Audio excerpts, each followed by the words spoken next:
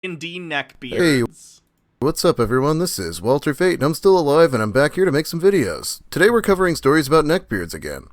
Neckbeards are those classy guys who enjoy the finer things in life. Things like Doritos, Mountain Dew, and magnificent beards on their neck. None of these things are required, though.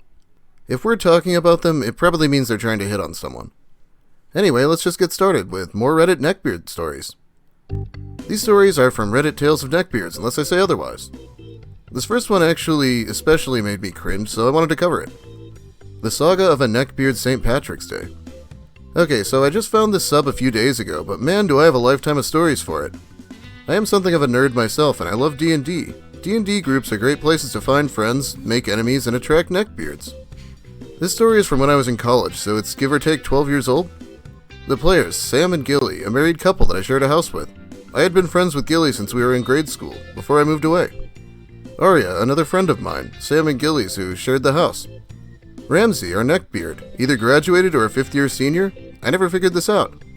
Me, I lived in the house, but wasn't there very often, because my sorority had killer activity requirements. I was an officer, and also I was a senior in college. Okay, so Sam, Gilly, Arya, Ramsey, and myself all had a D&D group. The author doesn't say this at this point, but she names herself Sansa. At one point, this other music major friend of mine was our DM, but he graduated and went to get his master's at a different school, so Sam kindly took up DMing for us. As a result, we always met at Sam and Gilly's house, which was fine. I lived there, so it was really convenient for me to go to D&D at my own house in my pajamas. Arya would sometimes come out and play one-shot characters with us, and sometimes not. Ramsey had been a friend of Sam and Gilly's for a while, but I didn't know him all that well. He was, well, interesting. He definitely used the milady all the time, wore a fedora, etc. He actually wouldn't be a bad-looking guy, except he was just obnoxious as all hell. I was not interested in him. Neither was Arya. We really got into our D&D. I played a bard, and I would often make up little songs to sing that were kind of funny on the spot. Think like commercial jingles, not full-on Critical Role style goodness. And since I was a music major, I guess they sounded decent enough. I'm no composer, and I can't remember any of these songs, so I don't know. Well, Ramsey the Neckbeard loved it. His character was a barbarian and was always throwing himself in front of my bard to protect her, etc., etc. Well, okay, whatever, it's a character. I guess what I didn't realize was that reality and fantasy were blurred for this man, because whenever I would have to miss sessions to do stuff for my sorority, he would say things like my character was sleeping off a long night after having been with his, etc., etc. Well, no, not exactly, but it's just a game, so I didn't say anything. Oh boy. Oh god, people who can't distinguish between the game and real life are the worst. I've heard stories like this. There was a Reddit post, too, that was at one point, I forget who it was, but it was a Reddit post where someone, like, their DM was a guy, and the DM was playing an NPC that was a woman, and one of the players had a crush, fell in love with, whatever you want to say, with this female NPC, and would call would call the DM on the phone and ask to speak with this fictional character, and would speak with the NPC like they're a real person. Like, this would be like if in Charisma Saves, Alex called Jake so he could pretend to speak with Armadillo. Like, this is, like, bonkers. It's so weird. So we get to St. Patrick's Day. I'm downtown at a frat party with some of my sisters, and I'm pretty drunk. I have control of my senses still, yes, but I need to get home. Ramsey shows up at the frat party. It's in a bar Now that's some role-playing. downtown and offers to give me a ride home. I don't know where my actual ride was, but I accepted because, hey, I know this dude, right? You feel like Jake would do it? So, feet, huh? MMO addicted. I mean, as long as you can separate IC and OOC stuff, IC flirting in character and out of character stuff, in character flirting can be fun. Me and my best friend often play couples. He's painfully straight, sadly. Oh, sure. Like, that's completely fine. Like, I think in another campaign, Randy's character and Sarah's character are in a relationship, but those are the characters, right? Like, they're just friends in real life. Which is why it's very cringe to me when people don't make that separation. Someone who knew about this at some point, like, accused Randy and Sarah of having an affair because they're characters in the There's game. nothing funny about the tools of capitalism. We're dating each other or hooking up or whatever it was. Even though, and I guess you could cheat on someone emotionally from a distance, but first of all, it's not the case. That's not the kind of people those two are. They wouldn't cheat, you know? But also, like, Randy lives in a completely different state than Sarah. It was just very funny. The Ender 92. This is gross, but I do love the idea of a super dumb barbarian being mesmerized by a bard's performance and deciding that they have to protect the person to keep the music alive. Sure, that's a fun idea as a character. Jake definitely would. Wing the Ultimate Nug with 10 bits sounds like a dating sim D&D edition. It's a little different. It's a little different because, like, relationship stuff can move the story forward in D&D and inform the characters. I don't know. It's a fun time. I don't know if it's something I would never do with the character just because I'm an awkward person overall and I can't flirt with people in real life. So even pretending to try and flirt in a game wouldn't work because I don't know how to do it. I barely know how to speak to people on a genuine basis in real life. You'll notice in the D&D campaign, the professor never talks about her feelings or, like, genuine things like that almost ever. And that's because I, as a human being, don't know how to do that. So that's a blind spot for my characters because it is a blind spot for me. Gaz Blackheart, thank you for following. Right? Drunk Me was okay with it. So he takes us the wrong way back to Sam and Gilly's house and parks in a really abandoned warehousey looking type place, and I'm like, this is not the ride I signed up for. Well, here, my friends, is the climax of the piece. Ramsey, Sansa, I just love you so much. The professor is an expert flirter. She'll just walk up and sniff you. She was on drugs at the time, I'll have you know, okay? She doesn't normally sniff people. I guess unless they smelled really, really interesting from far away. And I just want to be with you. We get along so well that I know it would be perfect, and I know you feel the same way I do. Me, no? Ramsey, I just knew I had to come rescue you from those frat guys who would take advantage of you. Me, thanks for your concern, Ramsey, but I had a ride home. My sorority requires us to have assigned designated drivers before we go out. Ramsey, visibly angry now, so you'd rather hang out with those guys than hang out with me? Me, I'm not interested in dating anyone right now. I just want to get through school, finish my recital, graduate, and move on. Ramsey gets into my space, but we're so perfect for each other, I could show you right now. Me, shoves him, drive me home, now. I somehow manage to get him to drive me home, and I storm back into the house. I go to my room so I can get ready for bed, and I hear Ramsey talking to Sam and Gilly as I do, and he's saying that I'm not what I say I am, I led him on, I'm probably going to lie about him, etc. Oh no. I go back out to the living room and tell Sam and Gilly exactly what happened and how uncomfortable and scared I felt. Sam immediately disinvited Ramsey to future D&D sessions, and he wasn't allowed to be in the house when I was home. Ramsey did come around a few more times after that, but I never had any words with him. I talked to Arya after this happened, and she confirmed Ramsey had done the same thing to her on another occasion, so he was a serial offender. Yeah, of course he was. I don't know what it is, but thinking about this guy awkwardly trying to hit on girls with his D&D characters is making me cringe more than normal. He probably actually thought driving her into some dark place she didn't ask to go was romantic instead of scary. I've never played D&D actually, but has anyone here ever been kicked out of a group for sexually harassing anyone? Probably not, and we're going to try to keep it that way.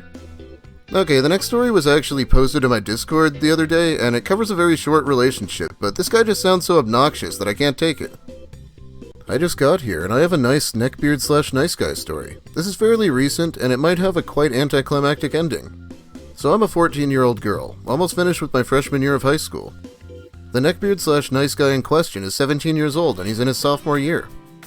I met him at the beginning of the year in my pottery class, and he was very nice and polite. We would make jokes and show each other memes or some other dumb shit in class. He normally showed me 2009 Chuck Norris memes, but I'm not going to judge. I guess I'll call him Nicebeard because he wasn't incredibly disrespectful, just super fucking weird and pretty pathetic. Over the coming months, I sort of developed feelings toward him. He isn't one of those super disgusting Mountain Dew and Dorito breath neckbeards. He actually keeps himself quite clean. He has a sort of weak, scraggly neckbeard, short brown hair, and glasses. Of course, can't forget the black trench coat. He's scrawny and just half an inch taller than me. I'm 5'5".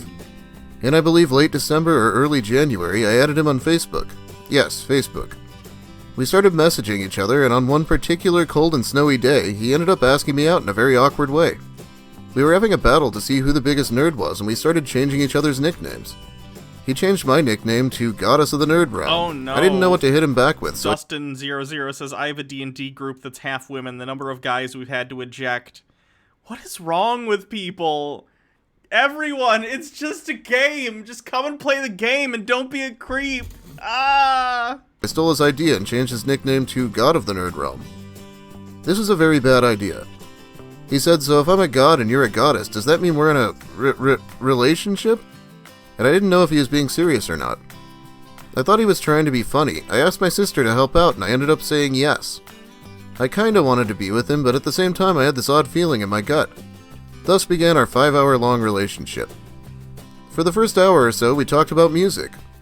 He sent me these cringy Minecraft and Skyrim parodies he thought were genuinely funny.